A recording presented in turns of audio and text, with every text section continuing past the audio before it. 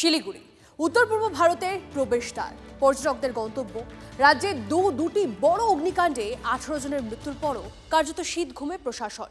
এত কাণ্ডের পরও পর্যটন মন্ত্রী শহরের হোটেলগুলিতে অভিযান চালায়নি দমকল, পুলিশ বা পুরসভাও।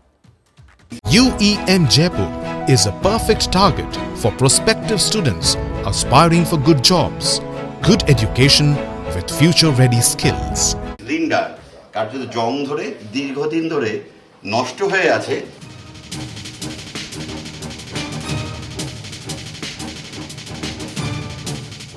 হাত বাড়ালেই বেনিয়ম, আগুন নেভানোর যন্ত্র নামেই।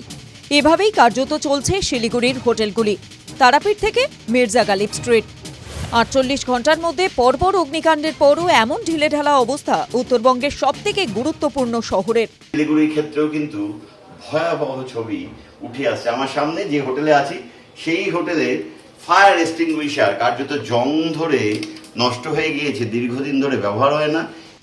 হোটেল মালিকদের সংগঠনের তথ্য বলছে, শিলিগুড়ি শহরে লাইসেন্স প্রাপ্ত হোটেল প্রায় 300, আরও রয়েছে অন্তত 300টি হোটেল।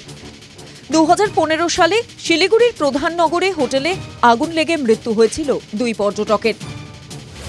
তারপরও পরিস্থিতি নাকি সেই তিমিরেই। জোড়া অগ্নিকাণ্ড থেকে শিক্ষা নিয়েও অভিযানে নামেনি পুরসভা বা দমকল।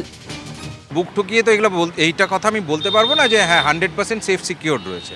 তবে এইটুকু আমি বলতে পারি যে তারাপীঠে যে ঘটনা হয়েছে বা কলকাতাতে যে ঘটনাগুলো হয়েছে সেখান থেকে আমাদের শিলিগুড়িতে অ্যাডমিনিস্ট্রেশন মানে শিলিগুড়ি ফায়ার দপ্তর অন্তত এর থেকে একটু ভালো।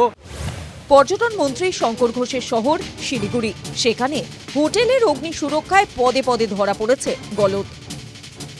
কার্যত যতগৃহ শিলিগুড়িতেও বহু হোটেল সেই ছবিই বলে দিচ্ছে এখানে অভিযান হয় না। ফলে উত্তরবঙ্গের ক্ষেত্রে শিলিগুড়ির ক্ষেত্রে ফের কি দুর্ঘটনার অপেক্ষা চলছে? দীপায়নের সঙ্গে প্রসেনজিৎ, TV9 বাংলা, শিলিগুড়ি।